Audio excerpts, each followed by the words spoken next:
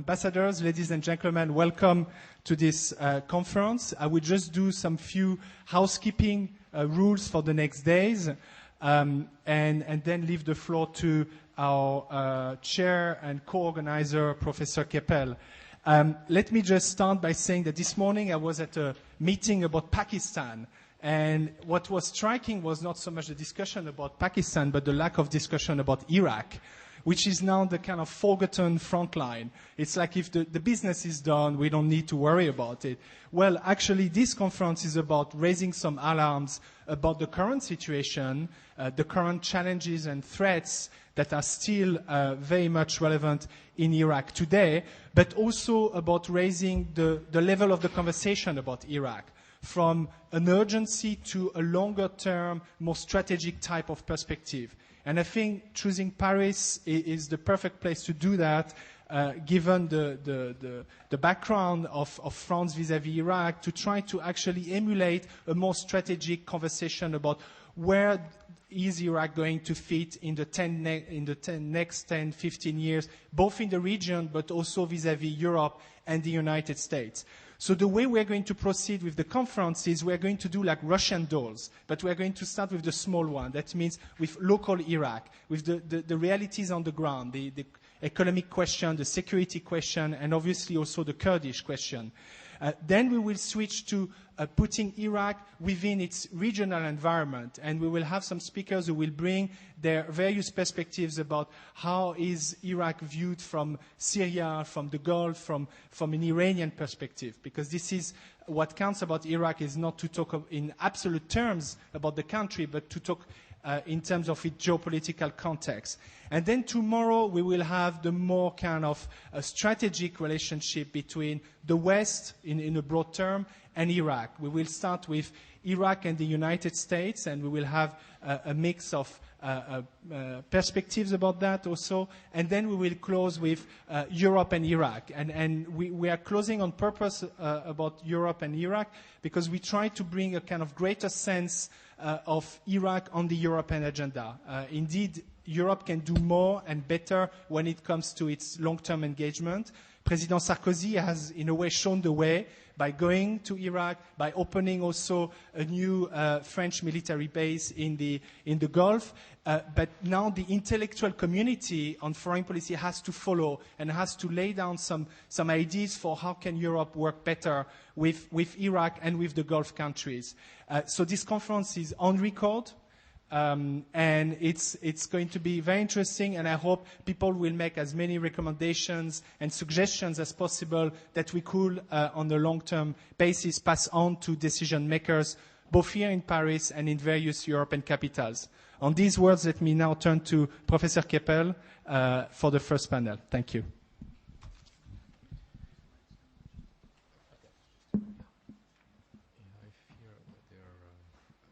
Est-ce que vous pouvez éteindre les lumières les plus fortes, s'il vous plaît, à la cabine? Voilà. C'est déjà mieux. Merci. Thank you. Well, it's a great pleasure for the Mediterranean and Middle East Chair at Sciences Po to co-host this 2 half days on Iraq with Carnegie Endowment Europe.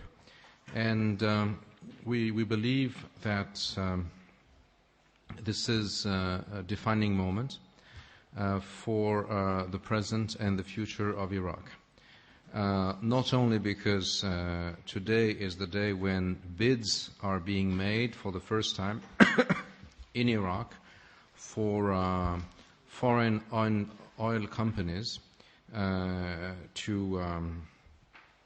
to deal with Iraqi oil fields, something that has raised up some turmoil in the country, and maybe Saifuddin abdul-rahman can tell us more about that a little later on. But also because since the time this conference had been planned, things have not really gone as planned in Iraq. That is to say that even though many people envisaged a smoother approach to Iraqi issues with a decrease in violence, with the capacity of the American occupation authority to make peace with most Iraqi factions, and notably to co-opt former Sunni militia people into the governance system. Nevertheless, the last months, and particularly the last weeks, were clouded by a new outburst of violence. And this is, of course, putting many questions on the tables. One of them being under what conditions can the U.S. pullout become effective? And this is really a big question mark, something that seemed much more simple before than it does today.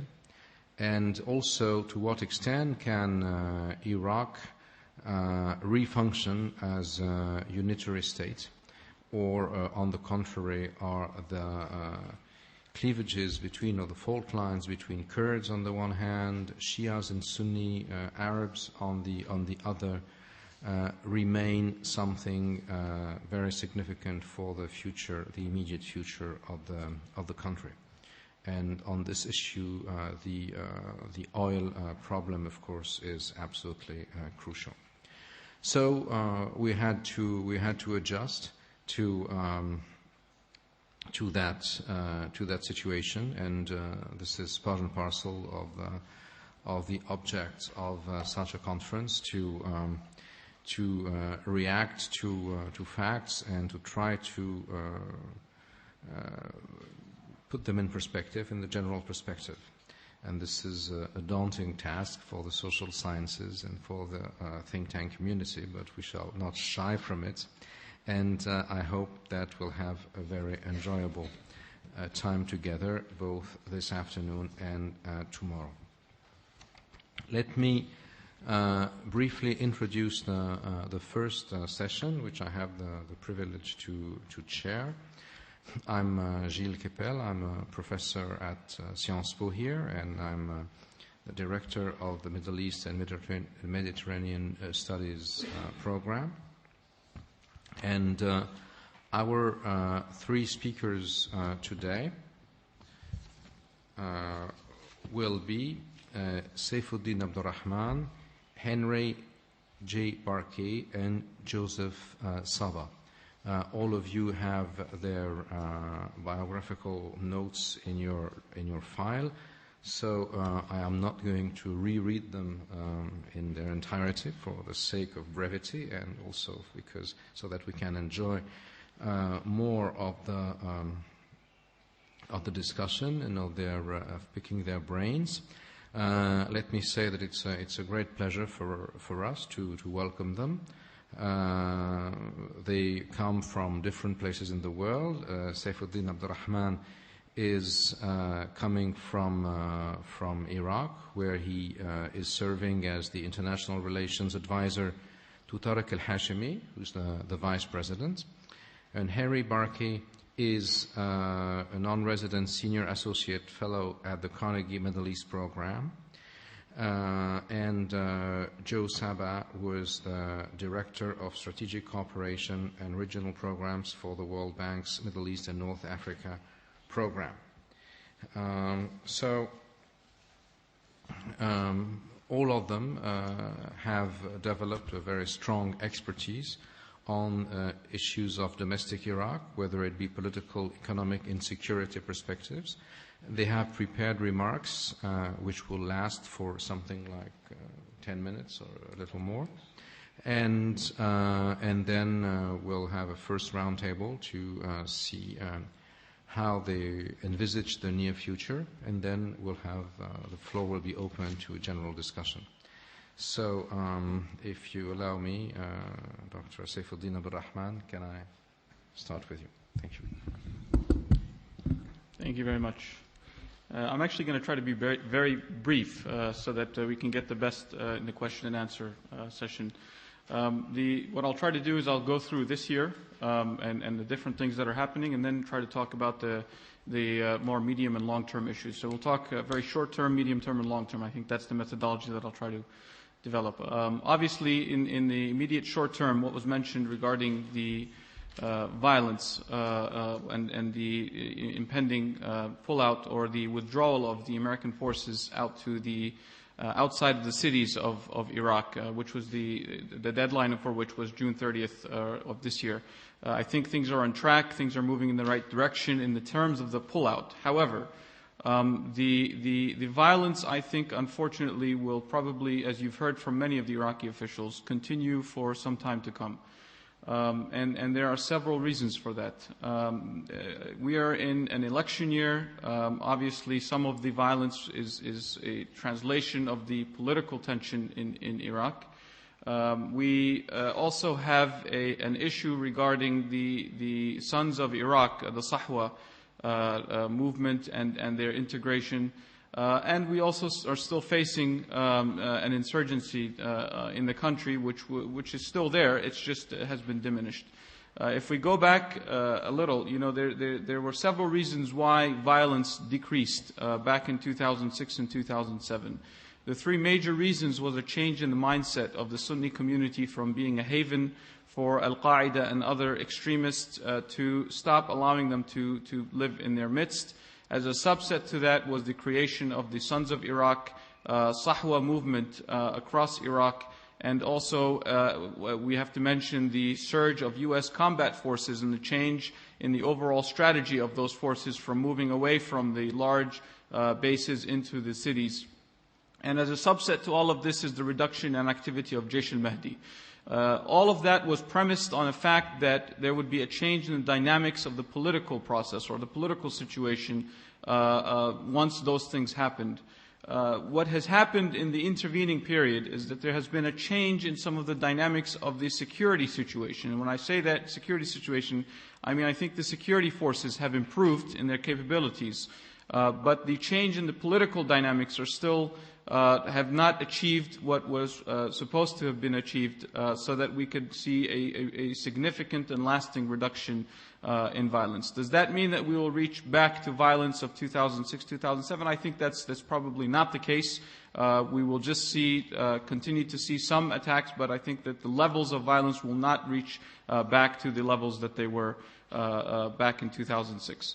And there are other reasons for that, demographic reasons, there are political reasons and systematic reasons in the country and in the state itself. And so we have a difficult year ahead of us in Iraq. We have U.S. forces pulling out of the cities. We have the Kurdish elections. I think I'll let Henri talk about the Kurdistan issue, but the Kurdish elections' effect on the larger systemic issue will at least resolve some of the internal Kurdish politics so that they can deal with some of the larger Iraqi politics, which I think is important. Because what is happening now is some of the senior Kurdish politicians are very busy with their local politics, and it's pulling them away from some of the national issues. What I fear is with the announcement that Barham Saleh, the Deputy Prime Minister, moving from Baghdad to Erbil is a downgrade in relations between Erbil and Baghdad, which is something that is not good for neither Erbil nor Baghdad. And hopefully that he will be replaced by someone who can serve in Mr. Saleh's role or in his same capacity so that those relations will continue. So that's the Kurdish election. We have the disputed internal boundary issue. The report was issued by the special representative of the Secretary General. The report remained private, and there was a reason for that. The report was supposed to serve as almost a starting talking document, if you will, discussion document. And the report is being discussed internally, and there are groups of people discussing. I don't think that report will actually come out fully into the open until after the national elections, when there can be a more open discussion about those reports, and after the private discussions between the different groups in Iraq can work. The third event that we're having is the national elections, and this is part of the instability or a possible cause for the instability. Is right now we are undergoing some of the political alliances that are forming pre-election. Unfortunately, the political process in Iraq has yet to stabilize in the sense that political parties would form based on platform or issue-based politics. They are still being formed presently to win elections and not necessarily because the groups agree on particular issues or a joint platform. So what's happening, I think what we will see is a reformulation of the United Iraqi Alliance in some form or another. That alliance will probably be widened to include some other groups in order to make it look like a more nationalist alliance. The Kurdish bloc will probably come back to the national scene in the same form that it is today, and I don't think their numbers will shift significantly. The interesting dynamic will be what the other parties will do. What will the Sunnis generally do? What will the nationalists, the secular liberals do? And I think, unfortunately, they remain at this point still divided and aren't able to come together to create a more unified bloc to be able to challenge the elections in the elections effectively. So that's the overall dynamic right now that we're looking at for the political process and situation. The Iraqi state underwent a lot in 2003. And I think it's unfair for us to think that in a short period of time we can completely rebuild a completely taken apart state. The institutions of the state were dismantled. The security apparatuses of the state were dismantled and had to be rebuilt. The legislative, the judicial, all of these institutions came apart in 2003. And for us to think that we can build a state from scratch, which essentially what we were trying to do in a short period of time, just is not the case. Iraq will continue to face difficulties. However, Iraq has still come a long way. I don't want this report to be a negative report. If you look at where we were in 2006 and where Iraq is today, Iraq has come a long way. And I think that some of those gains we can build upon in order to move Iraq in the right direction. What we need to do now, what needs to happen now, is the development of Iraqi institutions, because the state itself right now is still not functioning as a unified institution. There are competing power centers within the state that are trying to sort out the different responsibilities, sort out the different authorities granted to the different branches of government. That's why you saw some of the issues between the parliament and the executive, for example, when we were dealing with the questioning of the trade minister and some of the other ministries. I think you'll continue to see some of that as we move forward into this year. Some of it is political, some of it is the parliament trying to take its role in the development of the Iraqi government. One of the greatest challenges that we'll face as we move on as a state will be the argument of federal versus regional powers. This is still something that we're seeing issues with. For example, I thought it was quite amusing that the Kurdistan regional government issued a statement against the bid rounds saying that they were unconstitutional. This goes back to, some of the articles in the Constitution that actually contradict one another when you talk about some of the oil belonging to all of the Iraqi people, and then talking about whatever is not explicitly enumerated as a federal power shall be the exclusive right of the region, as well as articles that state that the region has the right to write laws that may even violate federal law. When it comes to issues of jurisdiction for the region. So that argument, I think, will be one of the central arguments as we begin to move forward, as we begin to see the stability hopefully taking hold on the security front. We will begin to see the arguments of a federal versus a regional powers, and the manifestations of which you saw with the Prime Minister saying that he's looking for a presidential system, and things like these. These are manifestations of this argument of a federal versus regional state.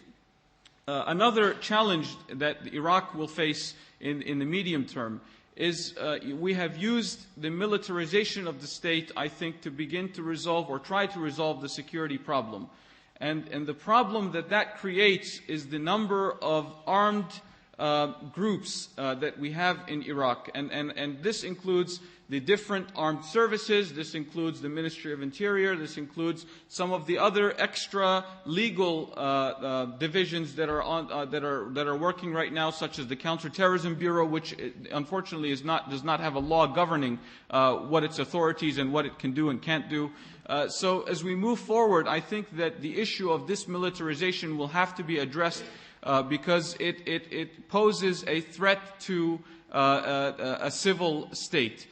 Because as we know, in post-conflict states or in states that are developing, and we develop a strong military, and the civilian side of the state has not developed to the level of the military may pose a challenge to the civilian structures of the state. So that's an issue that will have to be dealt with. I think as a subset to that, I talked about the concept of the sahwa and the issues relating to the sahwa. What we need to be doing is many of these people need to be brought into civilian jobs so that they can basically be paid a salary and not to fall prey to some of the nefarious actors in Iraq that are willing to pay them salaries. Another challenge that the state will face will be the disputed internal boundaries report, particularly the issue of Kirkuk. This has become an issue that unfortunately has been politicized on both sides. Some have found it to their benefit to call on this Arab nationalism in the provincial elections, and it has heightened tensions because the Kurdish government in the north has heightened the Kurdish nationalism. So we're getting some bellicose statements from both sides, and I think that it's making the issue more difficult to resolve. When we pass the national elections, it may be a window of opportunity for us to be able to address that issue away from some of the political statements that are being made at this present point. What are some frameworks for proper engagement between Iraq and the international community? And this is going into the long term now. There are many, obviously everyone knows about the status of forces agreement between Iraq and the United States. What many people don't know about is that agreement was actually coupled with another agreement called the Strategic Framework Agreement. And the reason that Iraq did that was Iraq is not looking to have a security relationship only with the United States. Iraq looks to have a long-term strategic relationship based on economic, the diplomatic, cultural, educational, and other types of agreements and relationships between Iraq and the United States. And that's what the Strategic Framework Agreement lays the foundation for. And I think that's how you will see the translation of the future relationship between Iraq as the relationship starts to shift away from some of the security files into some of the other strategic. Another framework will be the International Compact for Iraq.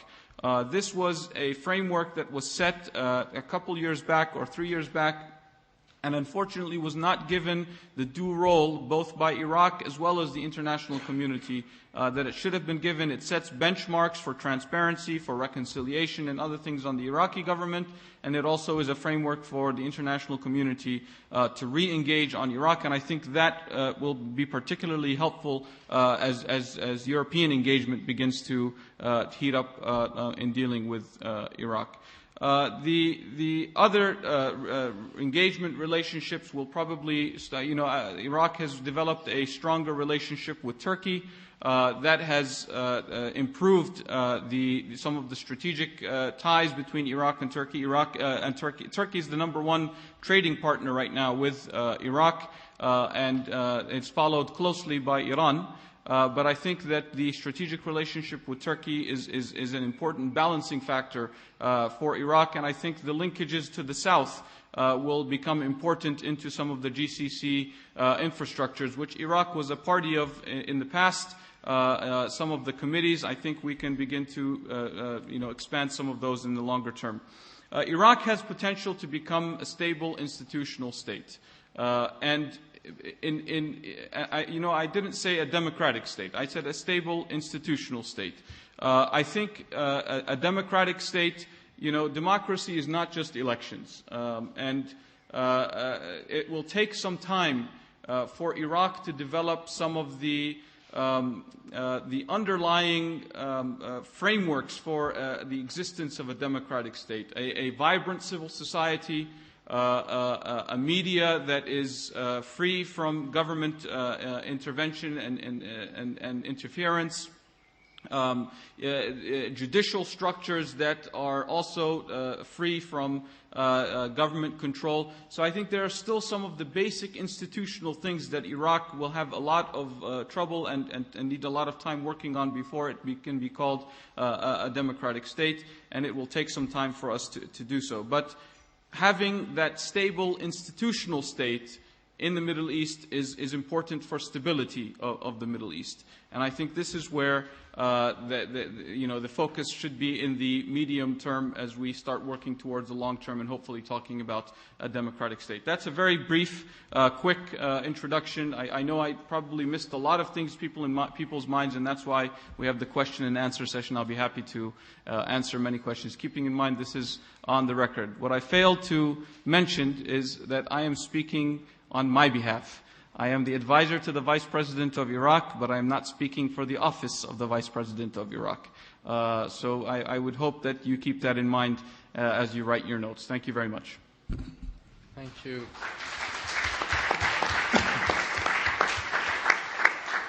Thank you very much, Saifuddin, for opening the field of questions, not only, but also for reminding us how complicated the situation is and sort of sorting out a first hierarchy of the priorities for the new Iraqi administration to come over the problems. Let us now turn to Henry Barkay, a non-resident senior associate at the Carnegie Endowment at Washington, D.C. Thank you. I don't have to make any disclaimer. I'm an academic, so I don't have to say that I don't speak for anybody else. But with that in mind, I'm going to look at the relationship between Baghdad and Erbil, the issue of federalism, and the relationship of the KRG with the rest of the neighbors. You've already heard that with the imminent departure of U.S. forces from the cities in Iraq, the rising levels of violence, and the American attention now on this wonderful new concept called AFPAC, that Iraq appears to be headed for a period of uncertainty. And in the midst of all of this, of course, is the rising tensions between Baghdad and Erbil. And you also heard that today and tomorrow the central government is opening bids for oil exploration throughout Iraq, including areas that the Kurds consider to be part of their own region, and needless to say, they're very upset. Similarly, less than a week ago, the Kurds passed a new constitution for the KRG that draws the boundaries of the KRG, the federal region, to include Kirkuk and other disputed territories, which of course has created a great deal of unhappiness with some of the local minorities. But you can see that to some extent that this attempt at a new constitution may also be an election gimmick as the Kurds get ready for the July 25th elections. But the central government's criticism of the Kurds, especially when I said the central government, we should be a little bit careful what we mean by that, but here I intend to refer to Prime Minister Maliki. The central government's and Maliki's perception of what the Kurds are doing as being against the principles of Iraqi sovereignty, especially when it comes to the oil deals, oil exploration deals, I should say, that have been signed by the Iraqi Kurds, and especially in the context of production sharing agreements that Iraqi oil ministry and the Iraqi central government seems to be objecting to. So this tension is increasing, and it's also being seen in other areas. We saw earlier last year we had problems in Hanakin where Iraqi forces and Kurdish Peshmerga confronted each other. And you see it, what is emerging is really a discourse of distrust between Erbil and Baghdad. And both sides are, and Saif already mentioned this, has been accentuating this. The other thing we need to take into consideration here is that this is taking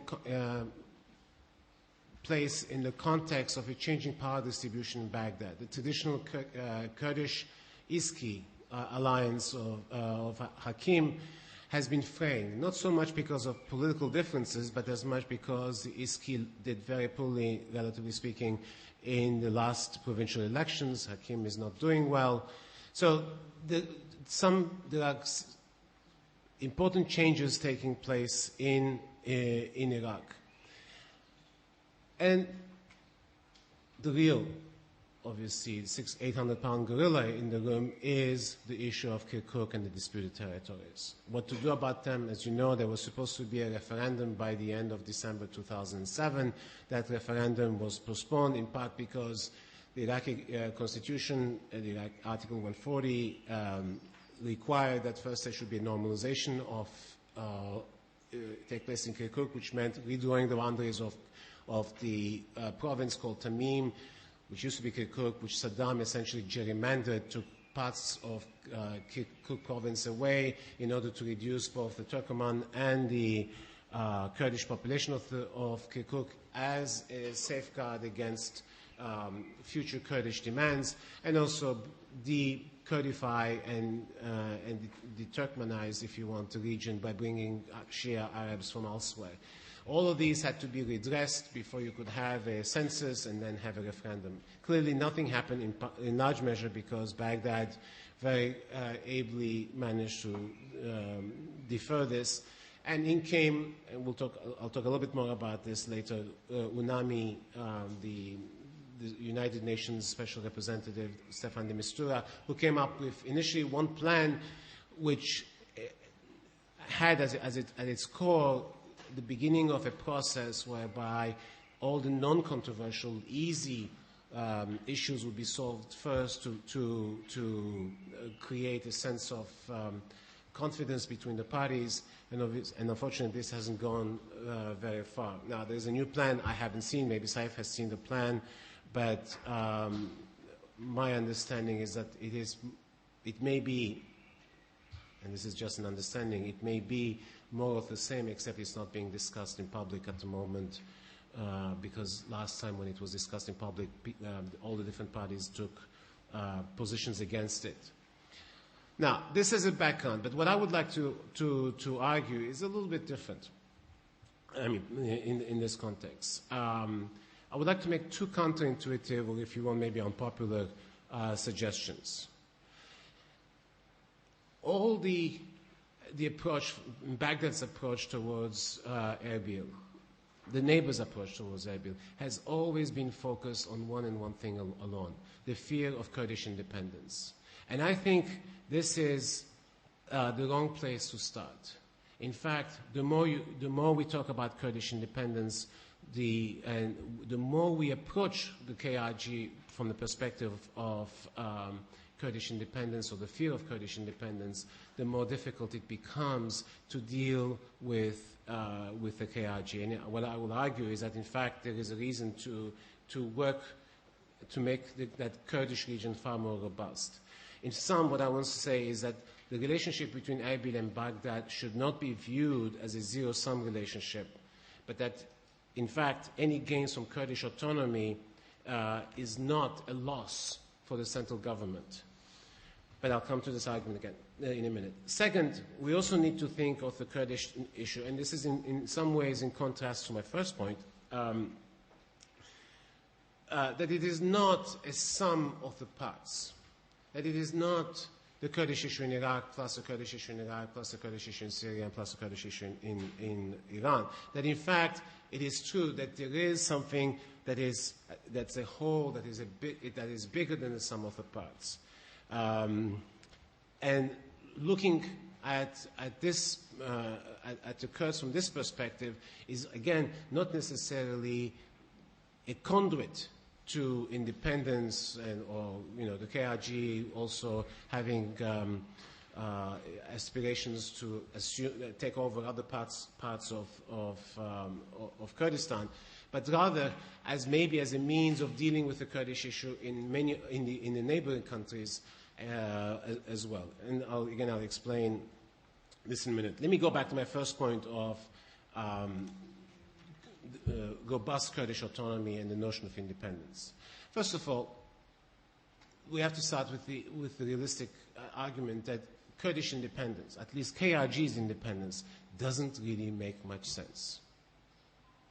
The Kurds will not push for independence, even if they were to get Kirkuk, because in the end this is a landlocked territory that will be at the mercy of far larger, far more powerful, and in that case far more hostile states. And if you're landlocked, getting your oil out, you can have all the oil in Kirkuk, but if you can't get it out, you can't use it to bathe or to drink or to do anything else with it. Right? So the KRG is vitally dependent on the goodwill of its neighbors.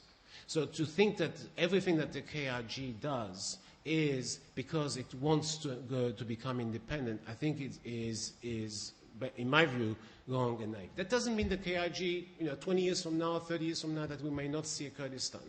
But if we do, it's not because of the KRG that decided to become independent, it's because Iraq fell apart, which is beyond my pay grade today to talk about. But look, when we look at federalism, you have two forms of federalism, essentially. One is when different entities, states come together, and it's a willing process. And very often in that process, the regions give powers to the center, and they do it willingly. But this is not the case in Iraq. This is a case of federalism, which, in the academic literature we call it holding together, i.e. this is a disparate state, Iraq, that is being held together, and the way to hold it together is by giving local powers to the regions. So when you look at it from this perspective, if you are, since the Kurds have been essentially almost independent since 1991, you have a history of not only a period of quasi-independence, but you also have a history of very, very bitter conflict and bitter memories between the center, between Baghdad and the Kurdish region writ large. So in that context, if you want the Kurds to remain as part of a federal Iraq, the center has to make moves and divulge powers to the regions. In other words, you need to make the region and the minority as welcome as possible. In the short and medium term, that means that the region will get away with far more than it would under other circumstances. At some later point, every federal state will rearrange the relationship between the center and the periphery. That is part of a political process. So the policy of trying to squeeze the KRG, and I don't want to say here that the KRG is completely blameless. I mean, the KRG has its own problems, its own problems of discourse and demands. Most importantly, it also has its own problems domestically between both the KDP and the PUK, both in terms also the way those two control the territory without giving much space to others. So it is not, I'm not saying that the KRG is an example of a shining democracy. I have no illusions about that. But the notion here that I'm pushing is that if you want the KRG to stay, you have to make it profitable or desirable for them. Right? So at this stage, when the more the center tries to go against the region, the more there will be friction. So we need to find a way of accommodating the two. And that also, by the way, includes the regions, the neighbors, but also the United States still as the most influential power. The second argument about federalism that I would like to make is that you heard Saif say that Iraq may not necessarily become a democratic state. The important thing is to the creation of institutions. Well, the KRG is one of these institutions. If you want to also combat the natural tendency that we have seen in Iraq to date of a centralizing state that tends to control the lives of everybody, and Maliki is showing all the, shall we say, the signs of that he wants to recreate that kind of a central state. The KRG is one way of putting a check and balance, if you want, on the power of the center. Not the most perfect, but it is a contesting source of power for the center. And that creates a certain amount of dynamic in the Iraqi state. And in my view, my argument is that it will help stabilize Iraq far more than if it was completely centralized. The second question, the Kurdish question writ large, i.e. looking at it in other parts of the region. There is a Kurdish national movement. It is not a very coherent one. The Kurdish question, since the end of the Cold War, with globalization, with the Iraq War of 2003, and you can go back to 1991, has assumed a much more important regional dimension. And what happens in northern Iraq does affect what happens in Syria and in Iran and especially in Turkey. And in terms of all the potential relationships you can construct between all the Kurdish groups in all these countries, the most important are the one between Iraq and Turkey. Those two are influencing each other completely. Apart from the fact that there is the PKK presence, and we have another panel on this issue later on, so I'm not going to go into that. But the fact of the matter is, Turkish Kurds look at northern Iraq primarily as a place of safety. It doesn't mean that they want to become part of northern Iraq. It doesn't even mean that they want to go and live there. Maybe some do. But the fact of the matter is, it is for them as a community that has been traumatized over the years, as the Iraqi Kurdish community, that it is a place that they can feel proud of.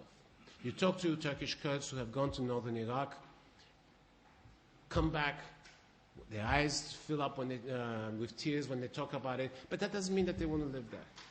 They just want to know that there's a place that's safe for them.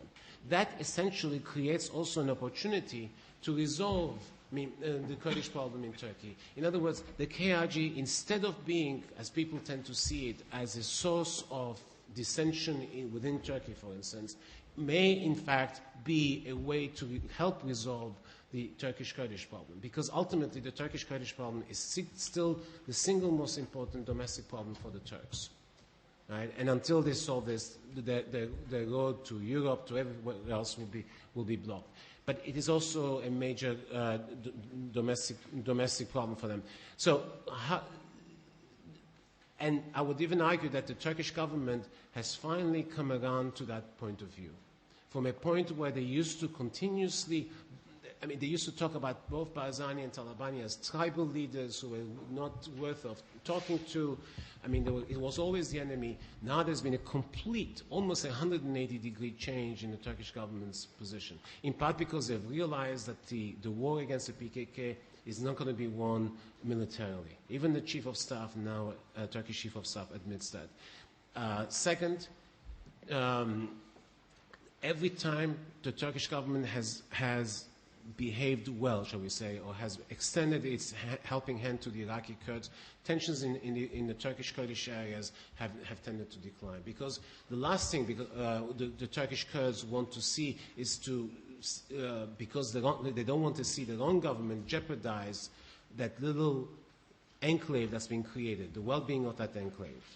As a result, the KRG, and we are seeing it now with the discussions on the PKK and demilitarizing the PKK. The KRG wants to have good relations with Turkey. It sees Turkey as its own opening to the rest of the world, especially to the West. So, for the KRG, Turkey is far, far, far more important than Baghdad or certainly Tehran and Damascus, and therefore it has made a change in policy. And and in that sense, it's very interesting. And we have to move, and I'll end on this, we have to move away from this very narrow notion of the Kurds will become independent, or that the Kurdish problem as a whole it can be very, very disruptive to the rest of the region. There are ways of resolving it, and of course the devil is in the details. Thank you.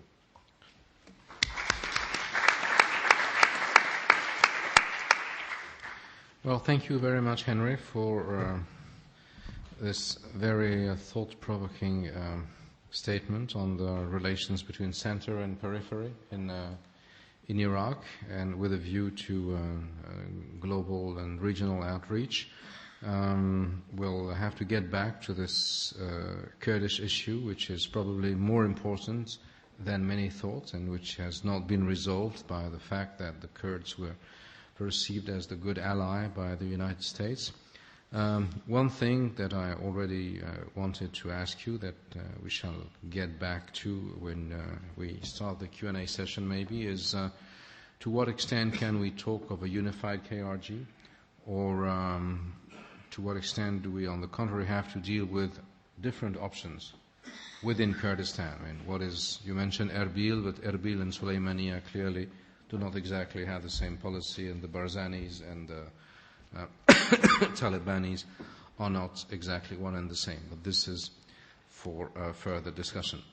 Let me now turn with great pleasure to Joseph Saba, Country Director for Iran, Iraq, Jordan, Syria, Lebanon at the World Bank, Washington, D.C. Thank you very much. Sure it's on. It is. It's on? Sorry. Thank you very much, ladies and gentlemen. I'd like to thank the sponsors for inviting me here. And I also must give a caveat that the views and opinions that I'm expressing today are my own alone. It's not an official World Bank presentation, but rather based on my experience in the region in the World Bank. I'd like to concentrate my presentation on two issues. First are the economic prospects for Iraq in light of the global economic crisis, and second, consideration for a new architecture for Iraq's regional and international integration. On economic prospects, in those very early post-war years, perhaps those early months, attempts were made to implement reforms similar to a shock therapy of the mid-1980s and 90s in some transition economies in East Europe.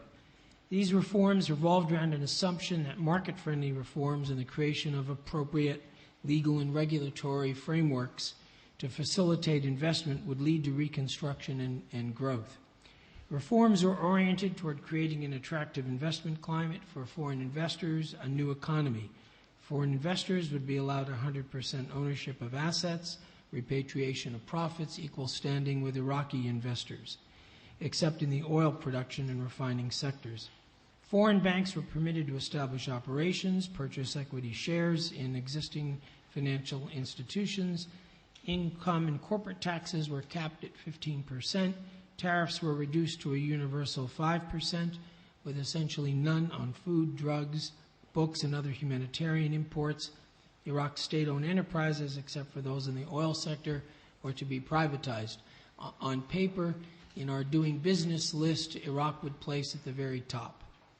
But many of these reforms have proven to be premature for Iraq, and many of them lack domestic ownership, often leading to disappointing results which we have now come to understand over these 6 years. Only relatively few of the policy reforms implemented in Iraq in the early post-war years were much tailored to the local context. These reforms were at times ill-informed and revealed a lack of appreciation of local context and needs. None took much consideration of integrating Iraq into its own region. The drivers of the reform often took little notice of Iraq's geographic, historical, and cultural position, its sharing of a common economic space with its neighbors. This disconnect was exacerbated by a massive brain drain that occurred during this period. Local capacity was often unavailable or inadequate. Nonetheless, sufficient progress has been achieved, and particularly over the past few years. Under 3 consecutive IMF programs, the government has succeeded in improving macroeconomic performance.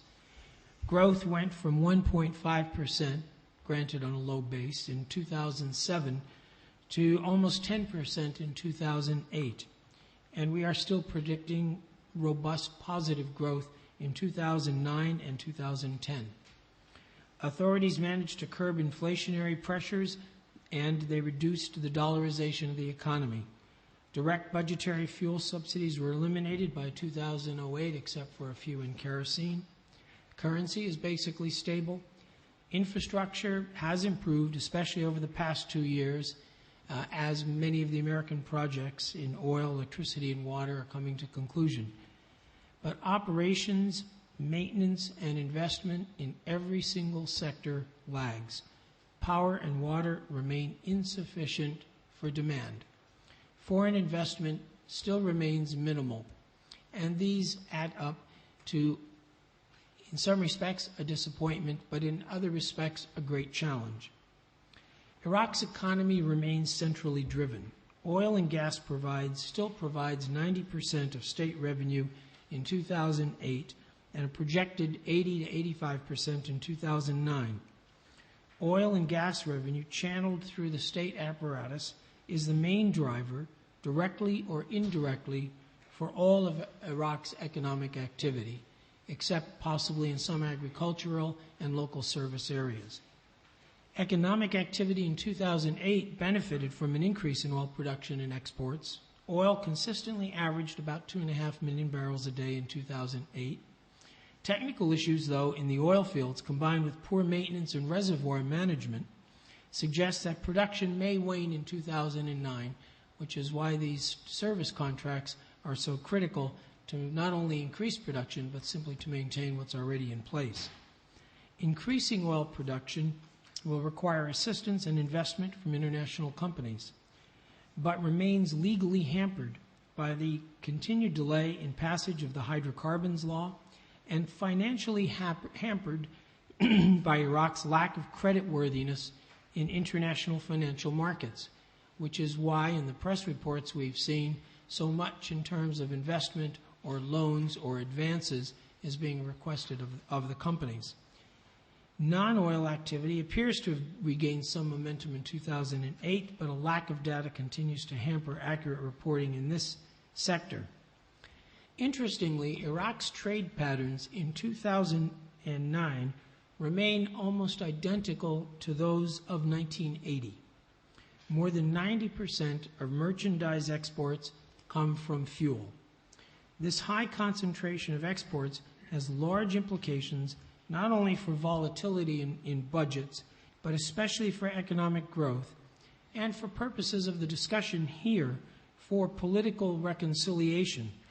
Politics is the authoritative allocation of resources, and in this case, one particular resource overwhelmingly dominates the economic scene, and the resources of the central authorities or local authorities does not come from taxes. Diversification of Iraq's economy is crucial.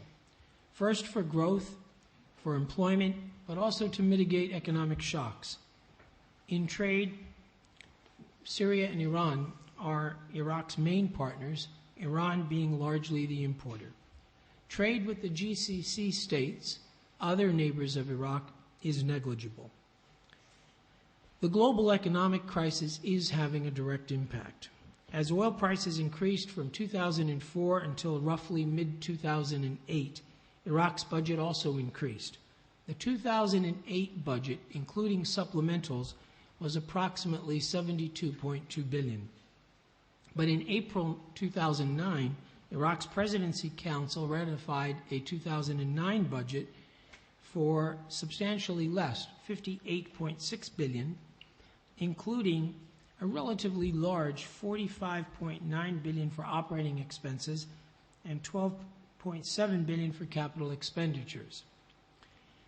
The final 2009 budget is well below the estimates of about $80 billion, which many in the government continue to believe necessary to deliver much-needed electricity and water services.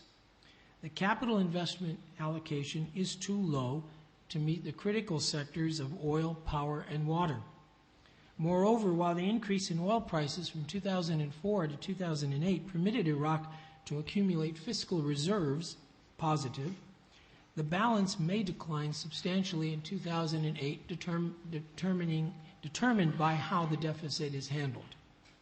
The fiscal reserve accumulation, however, has a good news story, which is it existed, and it also has a bad news story, because it was due in large part to difficulties in budget execution in a country trying desperately to recover and catch up.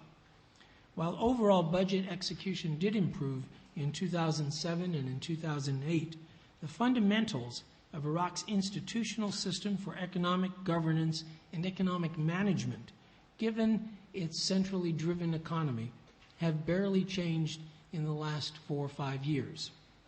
In 2008, 78% of the budget was spent on operating costs, salaries, and pensions. Of the $21.1 billion capital budget, expenditure totaled only $8.5 billion, and another $8.2 billion was committed as advances on letters of credit. Nor has government-implemented foreign assistance been able to fill the gaps in the government's expenditure deficiencies. World Bank and other donors' experience, both in the trust fund and bilaterally, has in fact mirrored the government's performance in project implementation. Iraq's vulnerability to global price shocks is very clear. The global price fluctuations transmit directly and almost immediately to growth and to the possibilities of fiscal deficit, renewed inflation, or a worsening current account. Increases in prices afford opportunities, but without better management and better ability to absorb the increased revenue, do not immediately translate into better investment opportunities. This scenario, in turn, makes it much harder for the Iraqi government, whatever its composition, to undertake structural reforms or to take actions such as the elimination of fuel price subsidies or the phasing out of the public distribution system, which continue to burden the budget, distort the overall economy, and prevent markets from beginning to emerge and functioning well. Not only is Iraq vulnerable to the global economic crisis, its potential for endurance to the crisis appears to be also impaired. It is not ready economically to go it alone. It doesn't have the tools to manage this global economic volatility and the economic shocks which are transmitted so quickly to its own circumstances. Its fiscal space is limited given current debt, current account, and fiscal deficit problems. It is disconnected from the global financial community, and it has not yet built a domestic financial sector that can intermediate its own resources toward productive investment or private sector development. Nor has it succeeded yet in building a social protection system with effective tools in dealing with the price shocks. In sum, in addition to security, Iraq's economic prospects remain dependent on global fluctuations in oil prices, the extent to which they can manage the economy and integrate regionally for increased assistance, investments, and diversification. Continuing capacity gaps in budget execution, persistent institutional deficiencies, legal and legislative deficiencies continue to block Iraq's path to sustainable development. I don't want to paint only a negative picture, but I do think we need to be a bit realistic as we engage in a lot of political speculation as to what's going to go forward, because the political speculation is ultimately going to be underpinned also by the economic circumstances. So the question now is, what can we do? As the U.S. scales down its security forces and economic assistance, there's a need and an opportunity, and another opportunity, and they don't come often, to construct a new architecture for engagement in Iraq, to assist in the integration and development regionally and globally. For too long, these economic underpinnings for Iraq's recovery have received, in our view, in some cases, insufficient attention. Economic recovery, again, is not separate or secondary. It's inextricably intertwined with security for Iraq's stability and development. I'd like now to go to the second issue that I wanted to suggest, some suggestions on a new paradigm for international donor assistance. Until now, Iraq's neighbors have played a very limited role in reconstruction through official development assistance channels. Their assistance is needed to provide greater regional context for external economic interventions. The regional development funds have a strong interest and long-standing expertise in health and education and basic infrastructure. The development funds of the Arabian Peninsula, in most cases, are over 40 years old. They have been highly recapitalized in the past few years, and they provide excellent opportunities and modalities for a new paradigm for engagement. Private firms, NGOs, and the multilateral financial institutions of the GCC states could form partnerships in development with the international financial institutions for basic public services and also for the capacity building that's so greatly needed to manage the budget, to manage institutions, and to be able to absorb additional revenue when it becomes available. To get specifics, in past meetings, Iraqi Deputy Prime Minister Barham Saleh expressed interest in regional cross-border interconnections. For gas, for example, development of Iraq's large gas endowments would provide Iraq with the potential to become a major exporter, both to its neighbors and to the larger markets in Europe.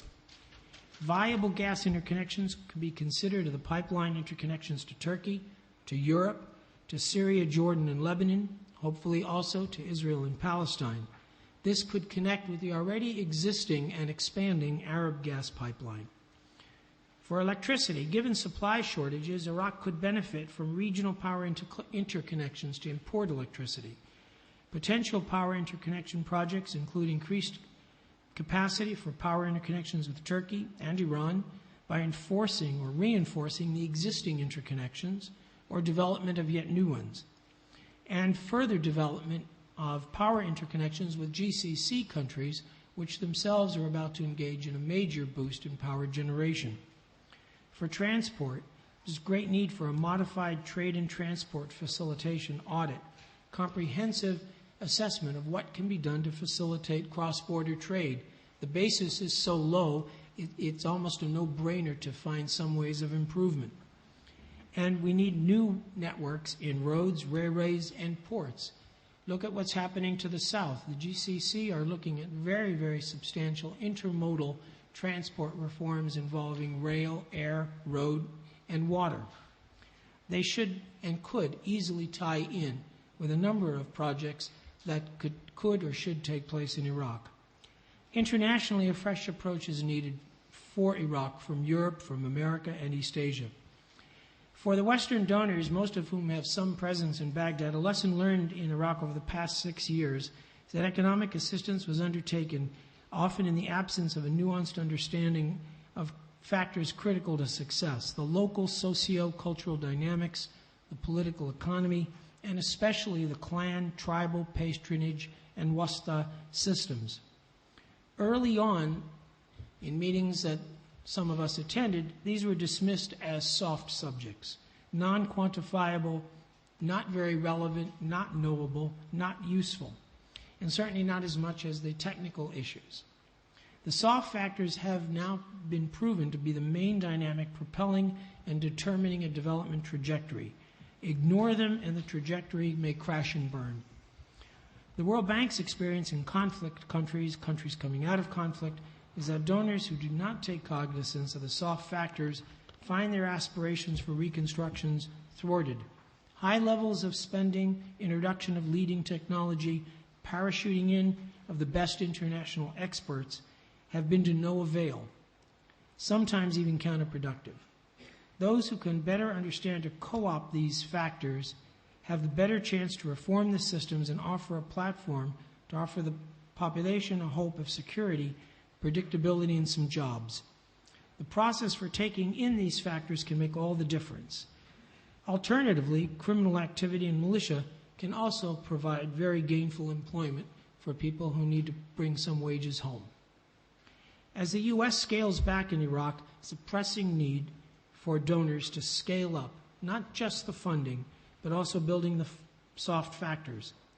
And finally, another lesson learned in efforts to build economic certainty or economic legality is that our efforts to do so sometimes have been prevented by inability or refusal to deal with one or more actors which had the ability to add, block, reconstruction, and investment programs.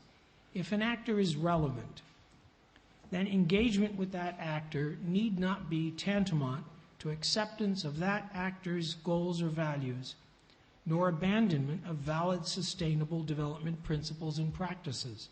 Rather, the relevance of an actor needs to be identified and dealt with, encouraged to reform, denied resources, assimilated or accommodated, disarmed or disabled. The needs and terms of engagement need to be clearly set forth, and this must include economic considerations. And with those conditions, a will to act or accept the responsibility for not acting. In summary, a new architecture for multilateral investments in Iraq aiming to avoid the conflict trap has to go beyond the template of pledging, aspirational rhetoric, and private development sector strategies.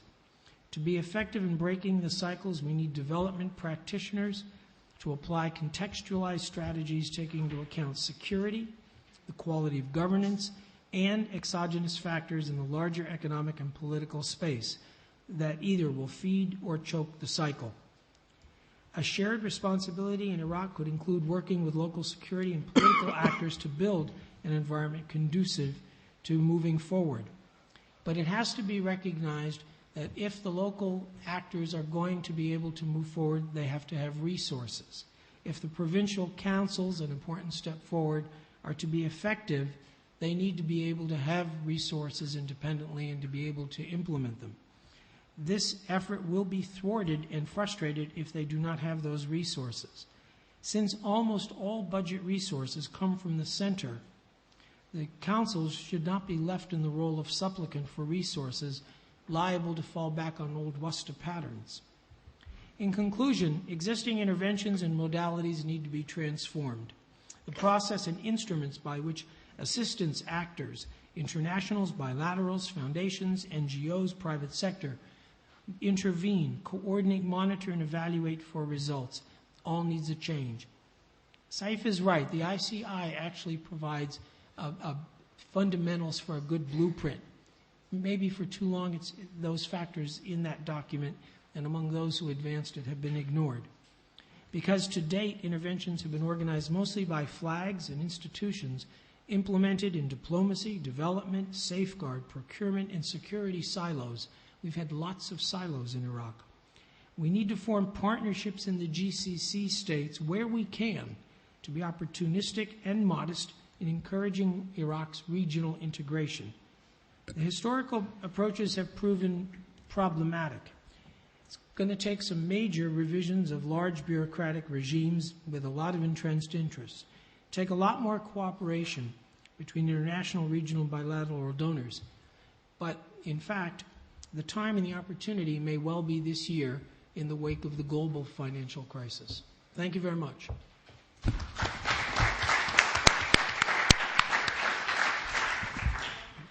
Many thanks, Dr. Sabah. So originally we had thought that after your initial presentations, every one of the panelists would spend a couple of minutes, why not a couple of weeks? Maybe take even longer. A couple of minutes talking about the future. Well, most of you already addressed the future, but I will nevertheless go back to each of you for what you think are important and crucial future perspectives, and then we'll open immediately to the floor. So, Saifuddin Abdul-Rahman.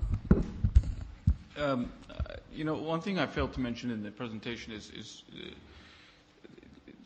when we talk about the future, we talk about several things. We talk about the politics, and I think the recent provincial elections proved something, is that politics can change very quickly in Iraq. So that just, the dynamics of the politics have not settled yet, which is an opportunity, particularly as we look to the future of how the political class, if you will, or the different political parties can settle into parties that have platforms, ideologies, and we begin to get into a more normal political cycle in Iraq.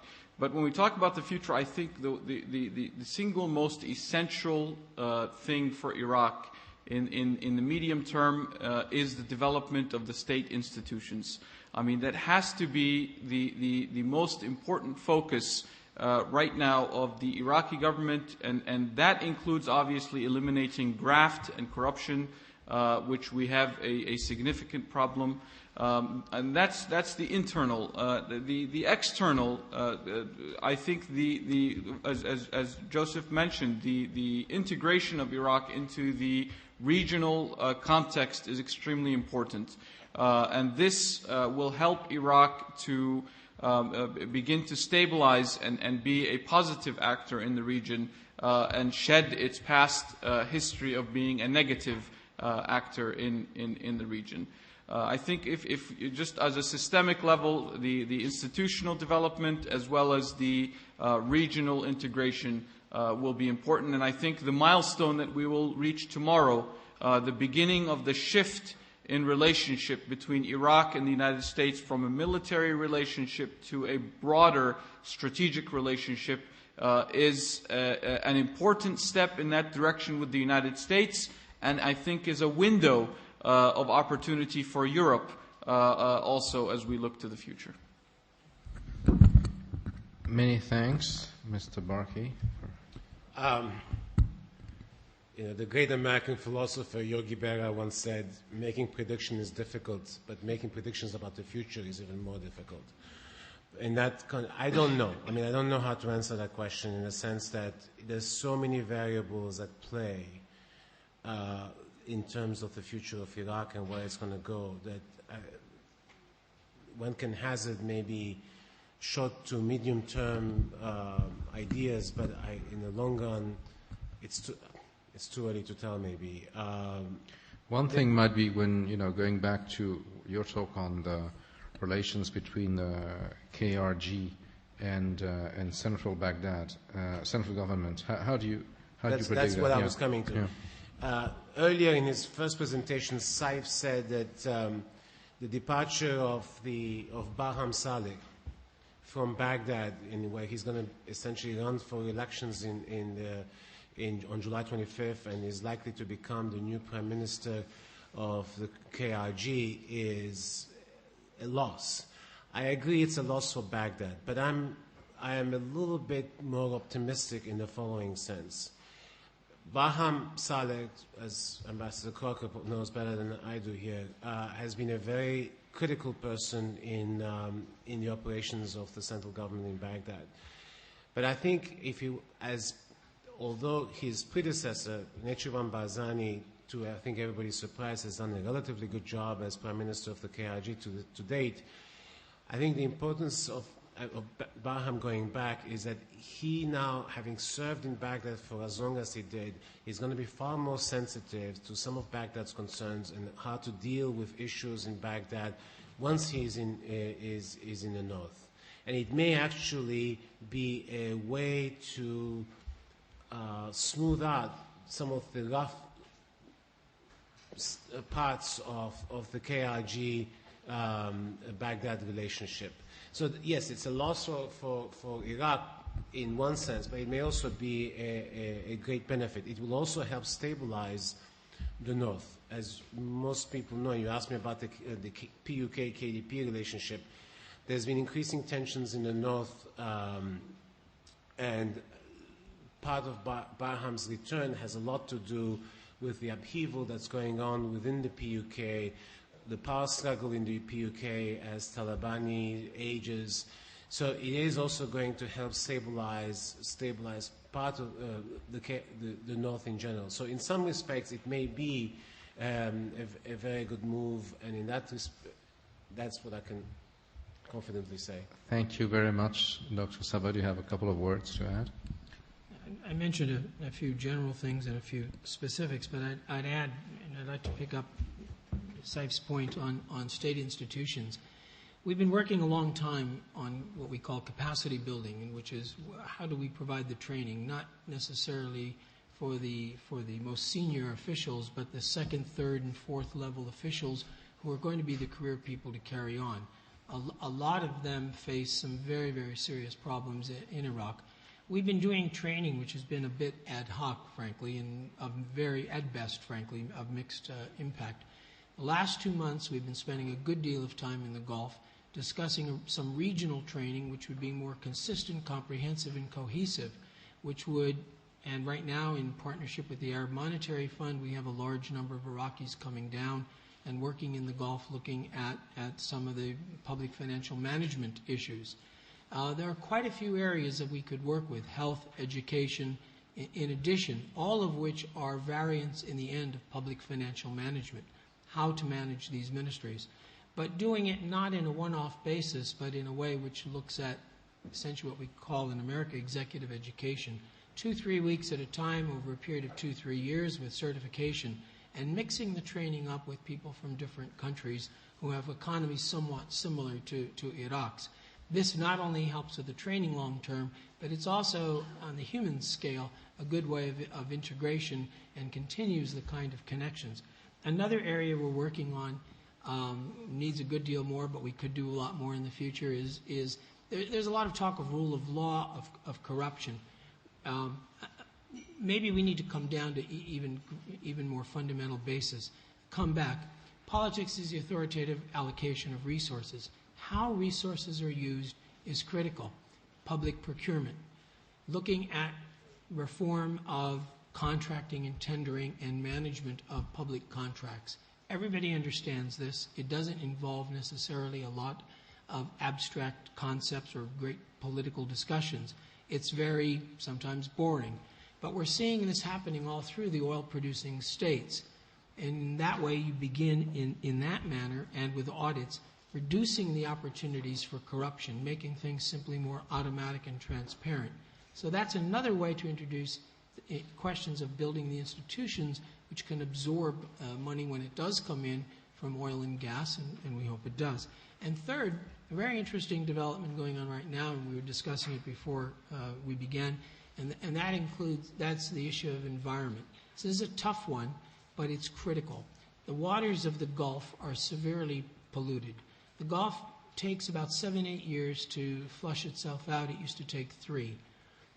There was some red tide when we were down there a couple of weeks ago in the lower Gulf.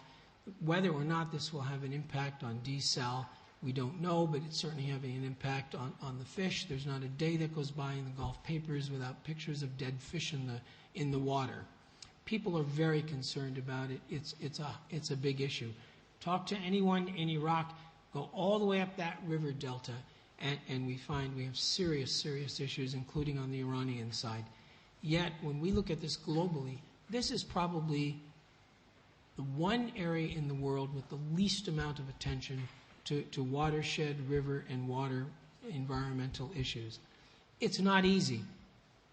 The political issues are very, very tough. There are technical issues. The Arab Water Academy was founded last fall in Abu Dhabi, and this includes, this is a technical institute founded by all the countries of the Arab League, including Iraq. They're beginning to work on the technical issues. So we start with small steps on critical issues. Hopefully those issues will build to a point where we can discuss them trans-border, but they are nevertheless pressing issues. Those are 3 areas where we could see some help with institution building, and we could see some help with integrating Iraq into the really critical day-to-day issues of life with its neighbors. Thank you very much. We have even opened the range of questions wider than we did before. So the floor is now yours for quasi a half hour. Please introduce yourself and also mention to whom your question is addressed. Who has the first question or remark? So who has students? Can you get microphones? We have a question for from Dr. Basma Kodmani up here, and from Dr. Ottaway first, and then Dr. Kodmani. Please, Marina. Okay. It's really to everybody, because everybody has talked about these issues of institution building. And I have no doubt that at some point institutions are going to be extremely important. But is there sufficient agreement, except perhaps on some of the more technical issues that Joe Saba was talking about, to really start developing the institutions? Because let me give you an example. I mean, it starts from the Constitution on down. There is not much agreement in the country on some very, very basic issues that are contained on the Constitution. So how can one start this process of institution building under the circumstances? Thank you. We will maybe bring a few remarks together. Dr. Kodmani.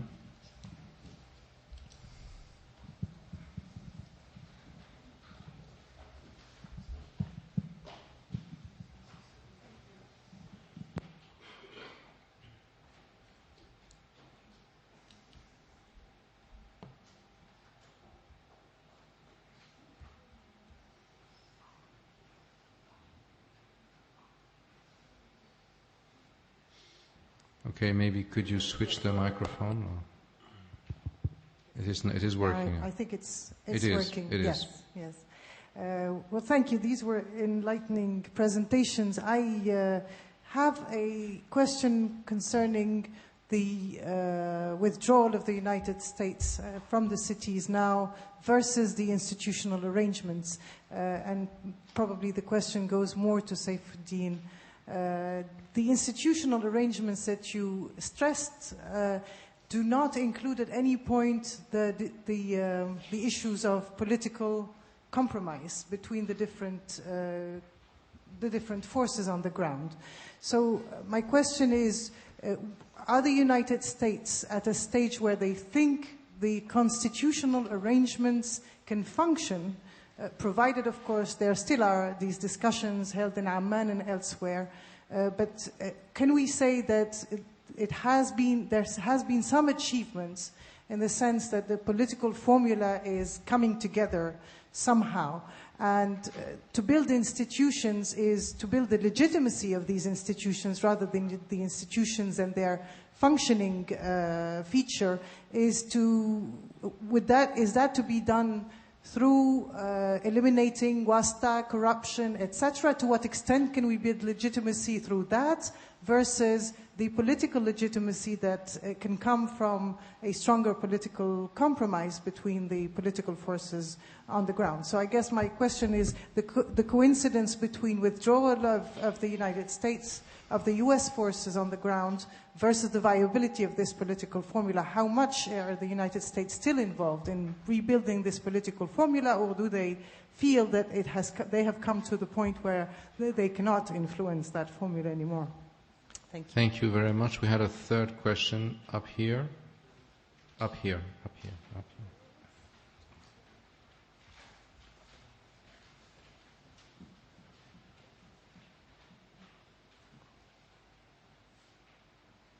Can you kindly introduce yourself? Yeah. My name is Merve Özdemirkıran. I am a PhD student here in Sciences Po, and I am working on Iraqi-Turkish relations, especially economic relations.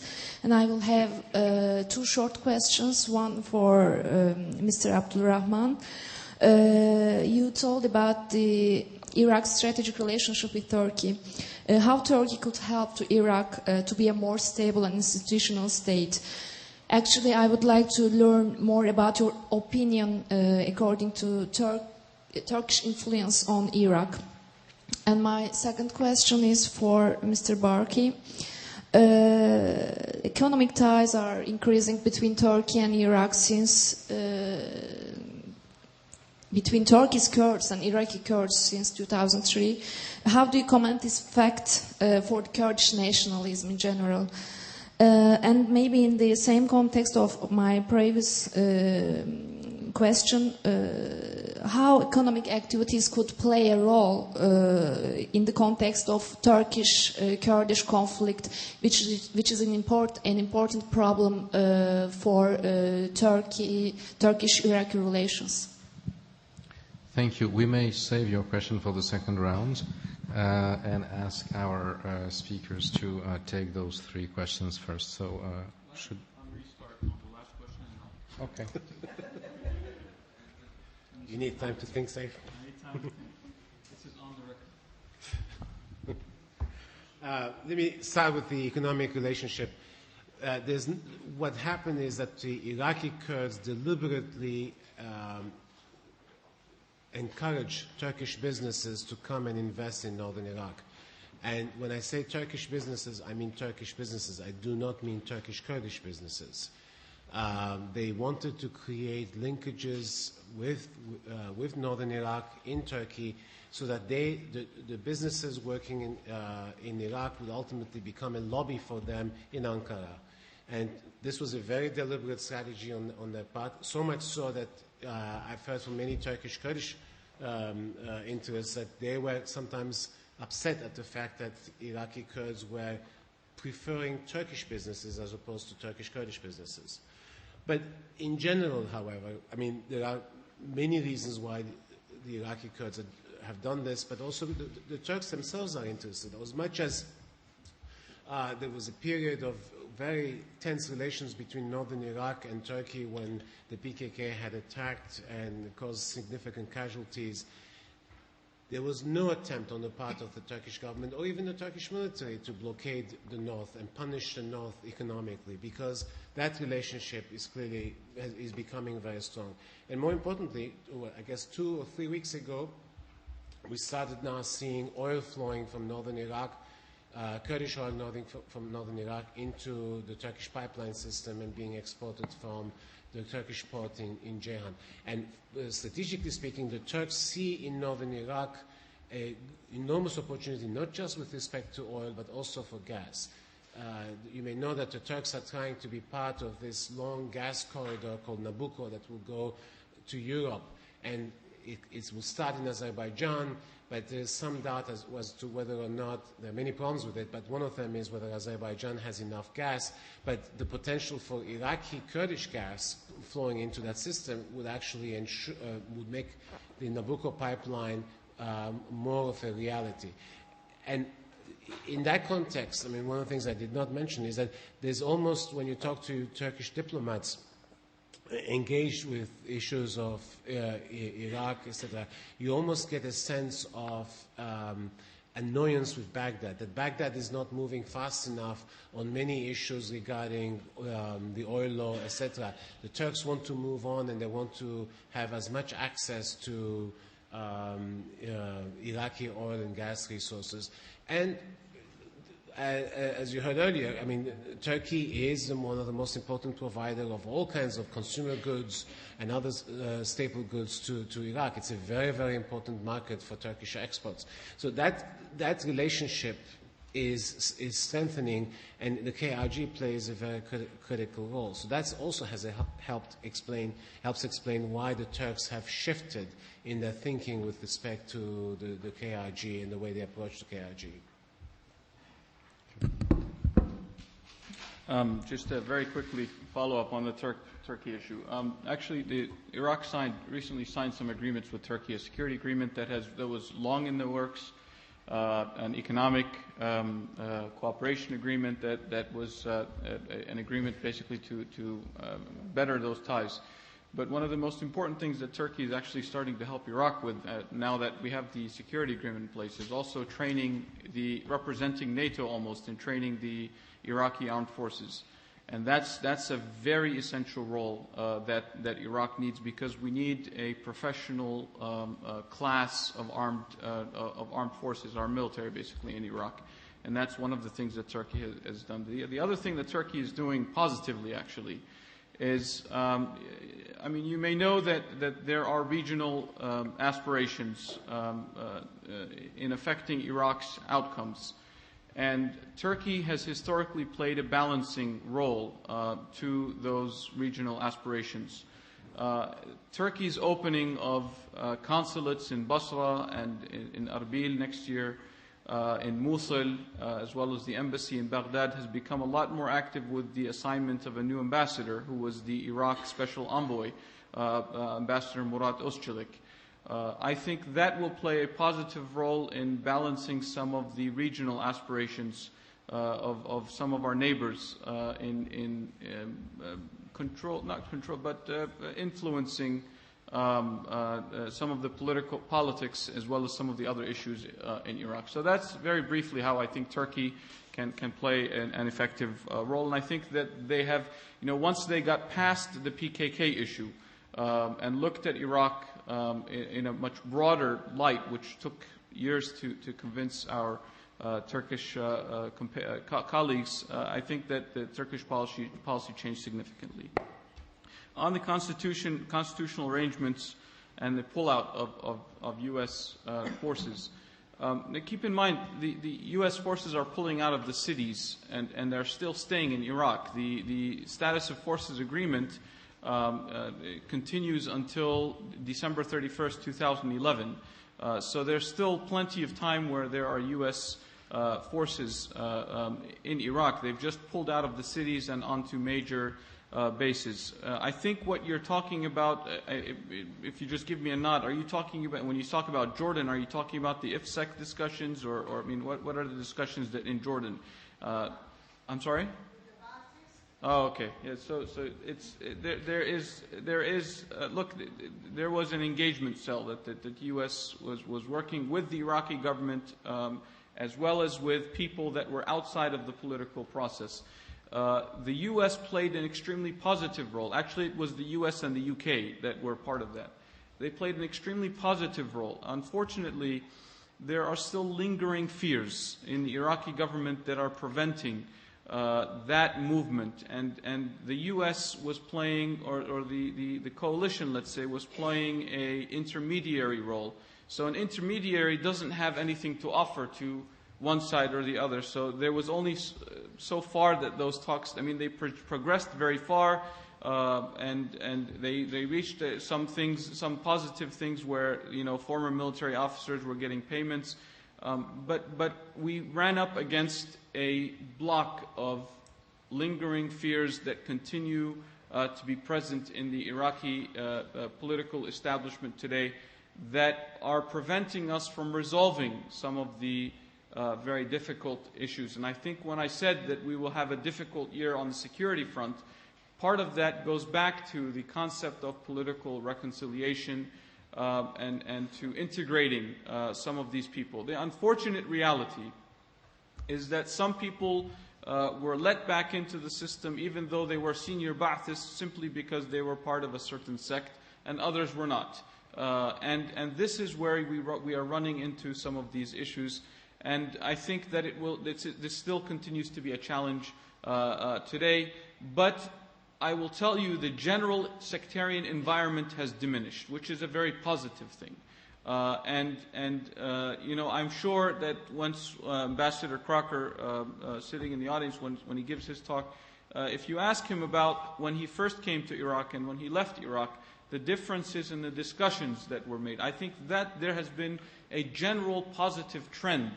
The provincial elections, you notice that the parties associated with some of the sectarian battles of 2005, 2006 were the parties that did the worst. And even the Prime Minister, who comes from a religious party, a fundamentally religious party, did not run under his party name. He ran under a coalition called the State of Law Coalition, even though he hasn't fundamentally changed the ideology that he's from, just it's an election strategy. And I think this is the trend that we will see as we move towards the national elections. On the institutions, we have a major challenge. And the challenge is compounded not because of the Constitution only. It's compounded because it's a culture of patronage that we have to change. Part of this is the legislation of party funding laws. Part of this is the legislation of restricting outside finances or at least organizing it. And a major part goes back to the makeup of the Constitution itself. I think if we see some of the review process of the Constitution will happen this year, if some of the revisions happen, we will move in that direction. Keep in mind the Constitution stipulates the creation of a civil service board, which was what Iraq had back in the 50s, and created a professional civil service that was a professional civil service away from the politicization of the state. I think if we can go back to that type of a situation where you start to get the development of that professional civil class or civil service class is when you begin to focus on the development of the institutions. Look, like I said, it'll be a stable institutional state in the medium term. I mean, this is not even short term. And we will continue to have patronage simply because we are changing a culture. And a cultural change is not something that will happen overnight. The political dynamic only complicates the situation a little more. But what is positive is that you are seeing, I will tell you, the person who negotiated much of the strategic framework, for example, with the United States is a professional civil servant in the foreign ministry.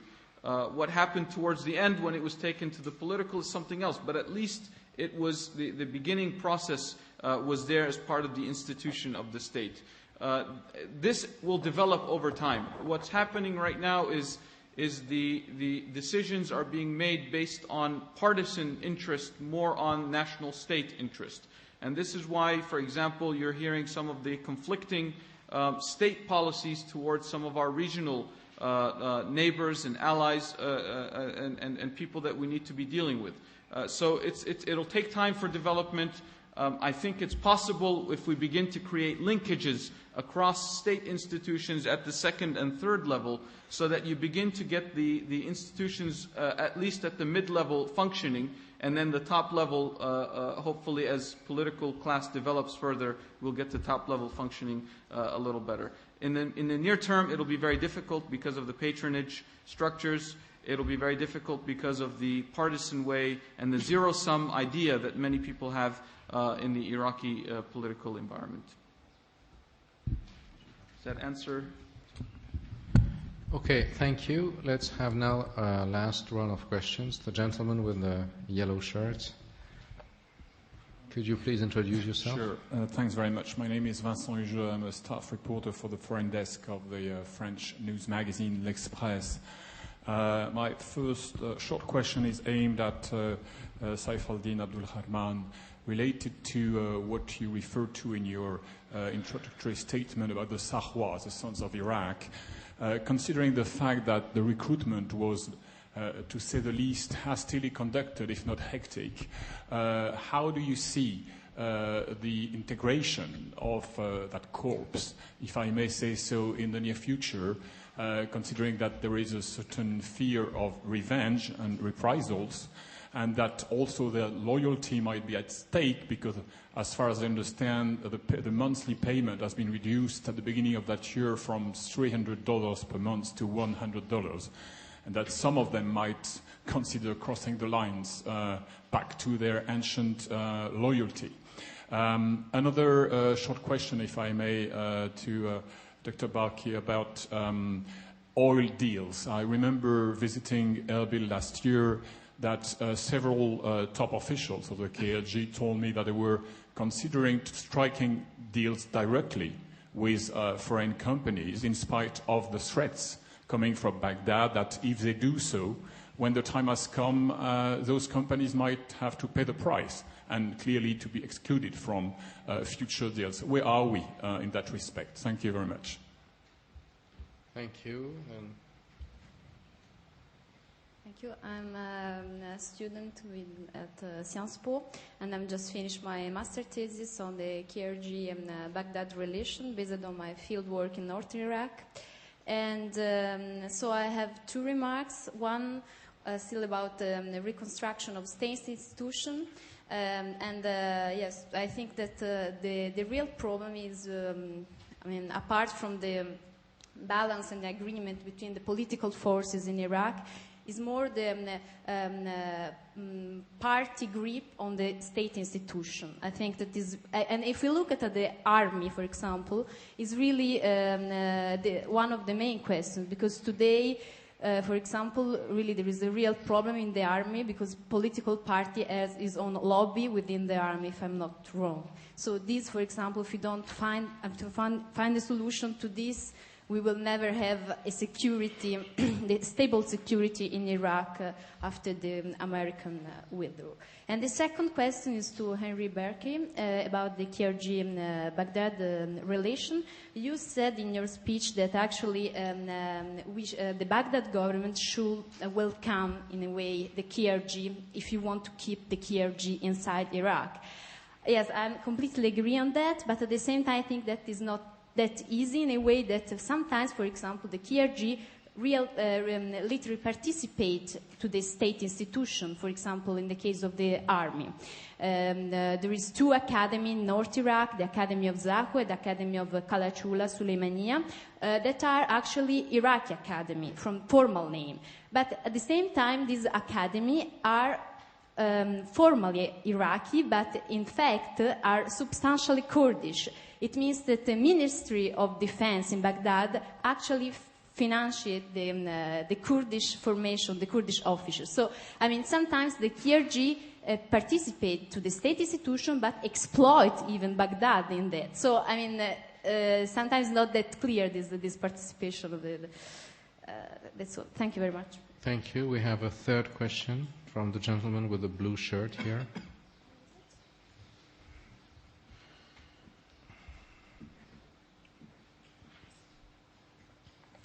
Could you kindly introduce yourself? Yes, Ahmed El-Shkaki, researcher from Geneva. I have three short questions for our dear speakers. First one for Saif. We know that from the start, Iraq established through basis of the government, Iraqi government and institutions through sectarian and ethnic bases. So when we talk now about institution buildings, does that mean we will continue at the same basis of sectarian, which form the government and their institutions, or we must change this formation, and how we can do it? Second question for Mr. Sabah. We talk about donors states and World Bank. We know that Iraq now it's range for second and first position for corruptions. So this money from donor states, many parties use this money to strengthen their militias. So how we can deal with these questions? Third question for Mr. Barki. When we talk about confidence, building confidence between the center and KRG, who should start? We saw that the center give many guarantees to the KRGs. The President's Court, they have their share from the budget, 17%. But what the KRG present to the centers to make him some guarantees, to make a confidence mutual between the two sides? Thank you very much. Thank you. So we shall maybe turn to Mr. Sabah first. I had no opportunity to answer before. Well, thank you for the question. And the question is the one most often asked by Arab funds and others in the rest of the Arab world about investments and in assistance to Iraq. So it's a common question. And obviously the issue of corruption is a very serious one.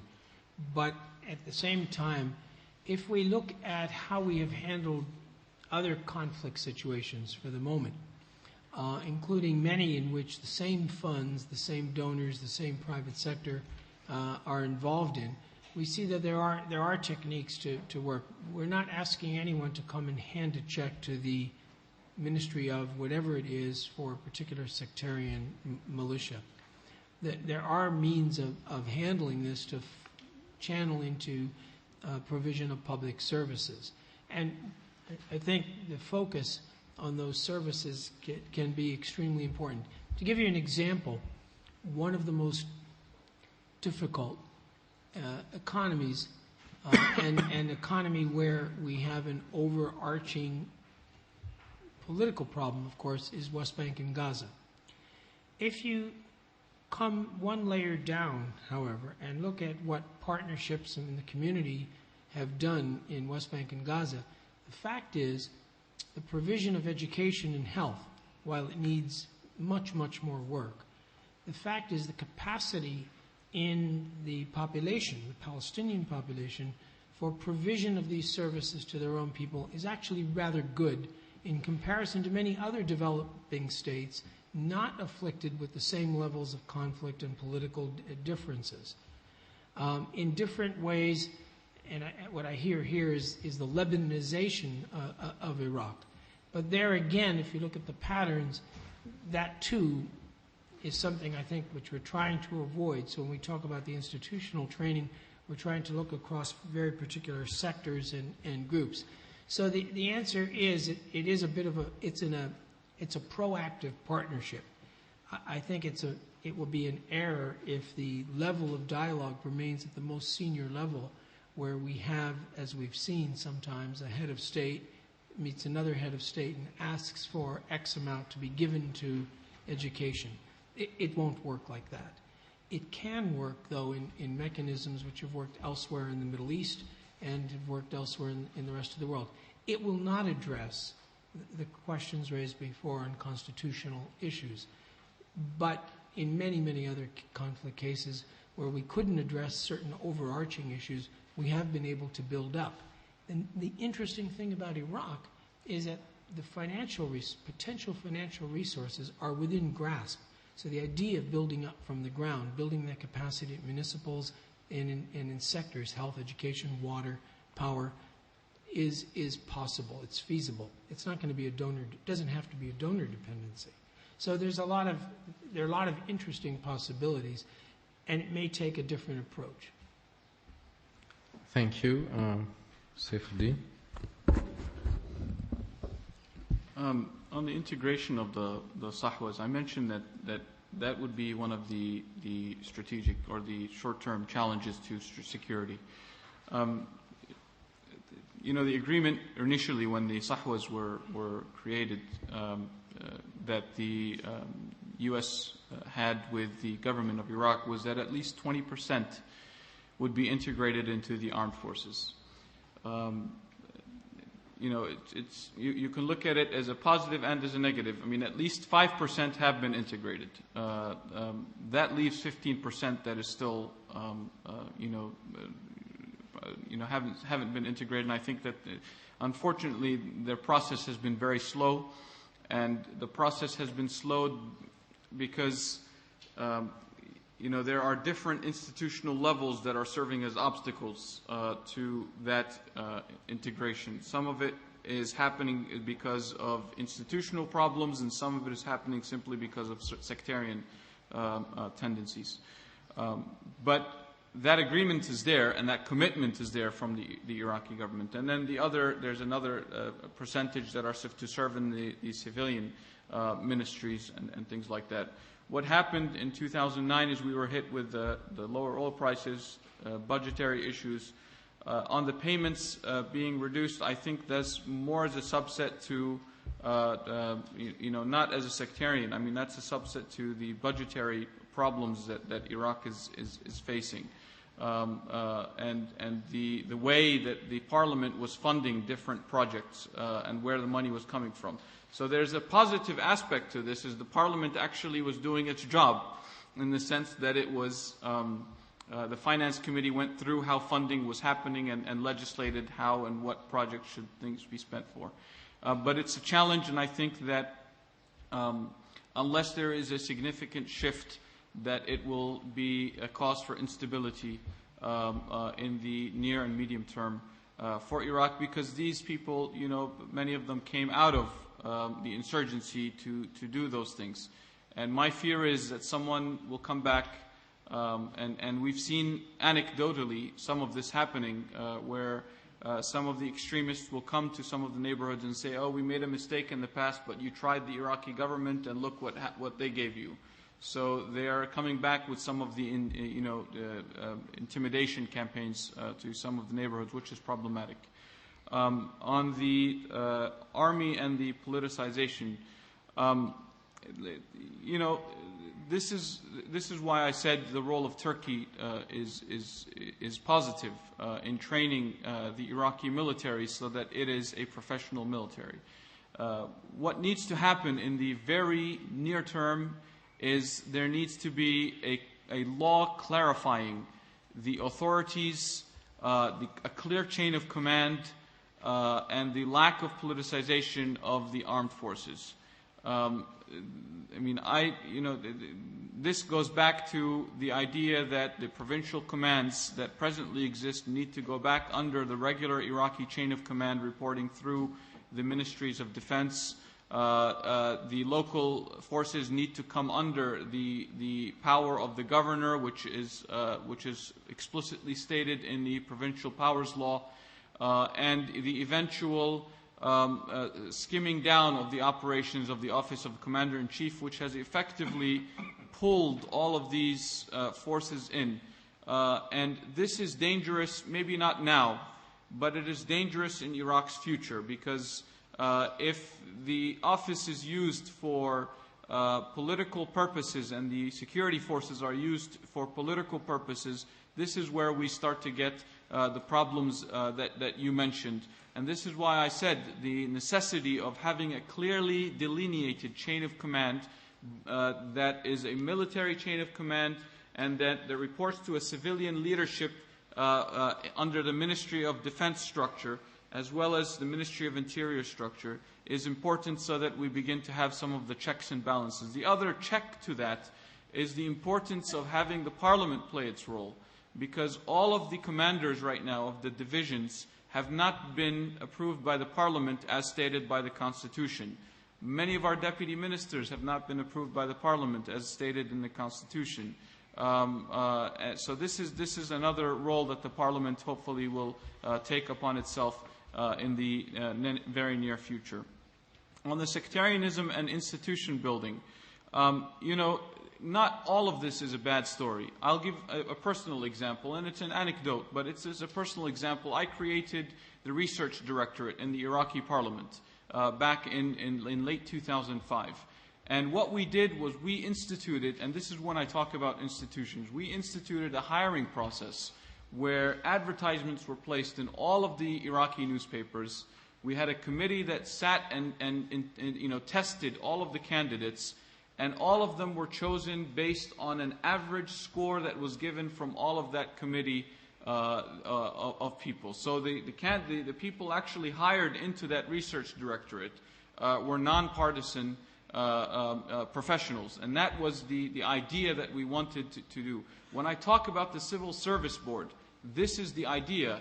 In the 50s, Iraq had a Civil Service Board that had an exam, that had ways of having people go up the ladder. I mean, this is when I talk about the importance of having a Civil Service Board, and you take that out of the hands of the minister so that he's not doing it for patronage purposes. This is a way to develop the institutional capacity of the state, where you're no longer, see right now, a minister makes such minute decisions that he need not be making, and this is because the institutions of the ministry are not in place such that a director or someone at a management level should be making certain decisions, so that the minister is not making political decisions or making minute decisions that a person looking at a strategic level should not.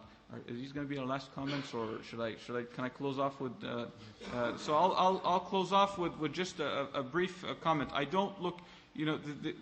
Iraq has many challenges, but Iraq has many possibilities.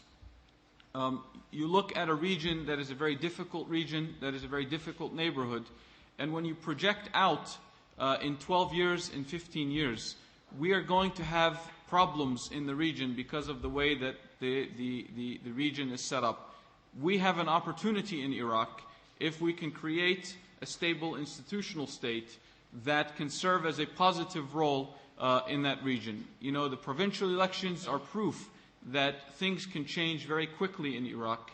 The recent role of the parliament in starting to question ministers and things like that. Some of the judicial decisions where a member of parliament was stripped of his immunity because he went to Israel, but he raised a lawsuit against the Iraqi parliament and won that lawsuit and had his immunity reinstated, is a positive step, simply because it tells you that the judiciary is starting to also play its role. So these are positive signals where they open a window of opportunity for engagement. And when I talk to my friends back in the United States, I tell them we don't need your help on the judiciary, for example, because American judicial system is completely different than the Iraqi system, which is based more on the French model. So this is where we need, I think, our European friends to come in and offer the experience and the abilities and capabilities. And there are frameworks to be able to do so. So I don't want you to go back with a completely negative picture. We have challenges. We are far from reaching the goals of a democratic state. But I think that there are opportunities there with continued engagement that we can actually begin to move along in the right direction. Thank you.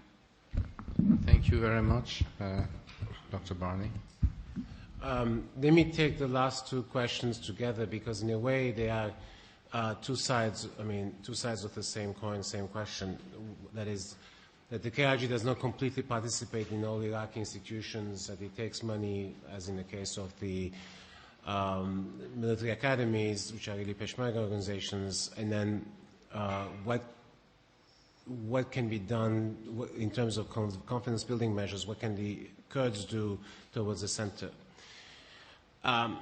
There's a way in which I think the way those questions are asked, they really are issues of perception. That is to say, you mentioned the fact that Talabani is president as a concession to the Kurds and that they get 17% of the budget as a concession to the Kurds. I don't. These are not necessarily concessions. I mean, what is a concession? Concession is something they shouldn't have gotten in the first place. If the Iraqi Kurds are part of Iraq and they're going to participate in the central government, right, when you look at the role that Talabani has played, or Barham Saleh, or Hoshyar Zebari as foreign minister, in all these three cases, they have, and that also answers your question about participation in Iraqi institutions, they have actually gone to Baghdad and worked as Iraqis. Right? They have not played, so to say, the sectarian card. And I think one can even argue that Talabani has been very instrumental within Iraqi politics in terms of stabilizing Baghdad politics, playing the go-between between the different interests, etc. So there has been a great deal of participation on the part of the Kurds. Now, nothing is going to be perfect. Nothing is going to be perfect. But the same argument that you can ask, the fact that the concession was made by making Talabani president, well, why make the Speaker of the Parliament a Sunni? Is that a concession to them? I mean, what do the Sunnis provide in terms of confidence-building measures to the center in exchange for that position? So, I mean, I think this is the wrong way to approach the problem. There is no question in my mind that the balance, if you want, in the initial period, that's what I was trying to argue in my talk, in the initial period of state formation in Iraq, will be tilted has to be tilted in favor of the Kurds, because in some respects they are the ones who are most in need of confidence. They are the ones who have suffered the most in this relationship between the center and the periphery. And they are the ones who, to some extent, even though I don't necessarily believe they have the option of going independent, but they can possibly, it will be terrible use of their exit card, but they have that exit card. So fundamentally, in the initial stages, you have to expect that the center will have to give in more often than the periphery. That said, but look also from the other perspective, and if you talk to many Kurds, they will say, we had a deal.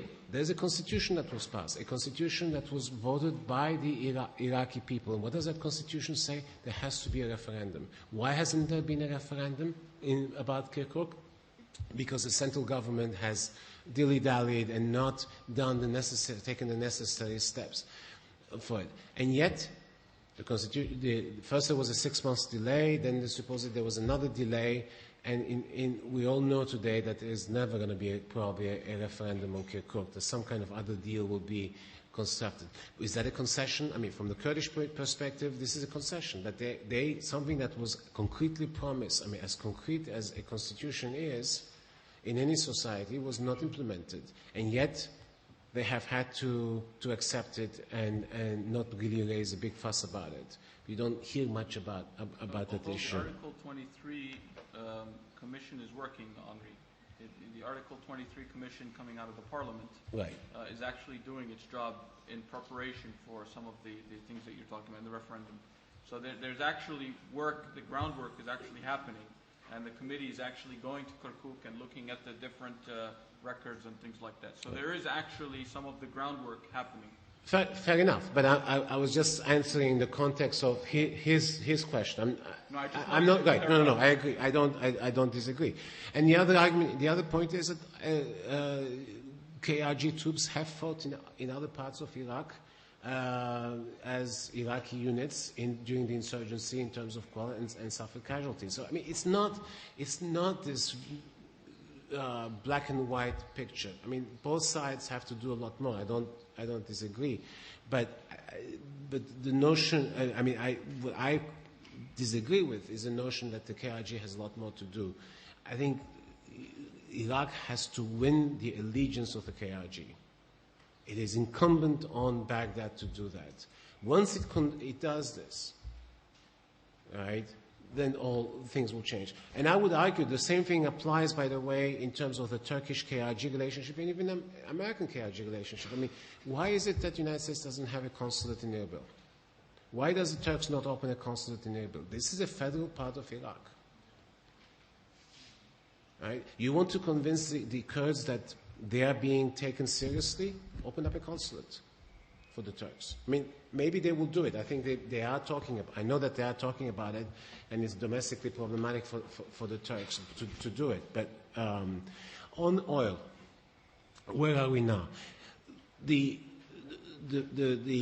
threat of sanctions on the part of the central government against anybody doing business in northern Iraq in terms of exploration has actually worked, because none of the majors are involved in the north.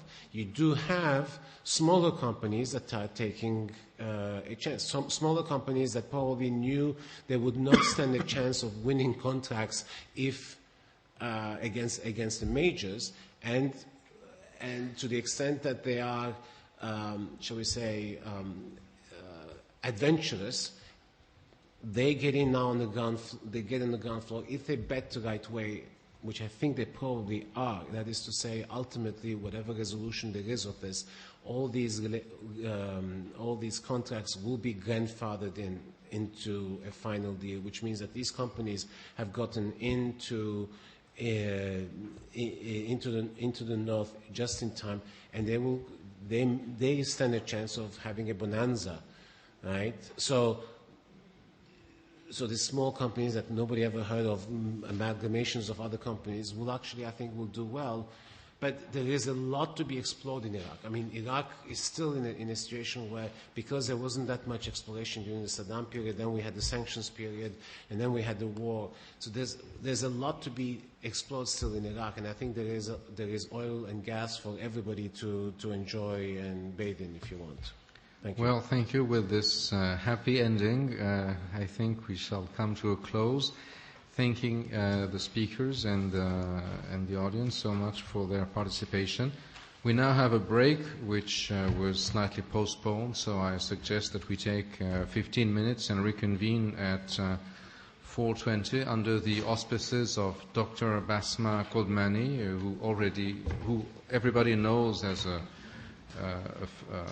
first-rate scholar of the area, but who was also my classmate long ago in Sciences Po, so something to show you that nothing changed under the French sun. So please enjoy your coffee.